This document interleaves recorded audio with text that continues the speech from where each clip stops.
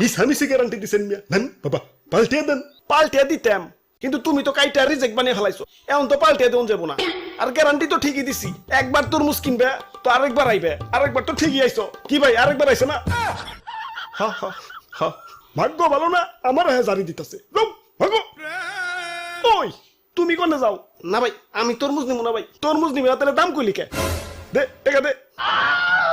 আমি ফাইসা গেছি, আমি ফাইসা গেছি মাইনকার চিপায়।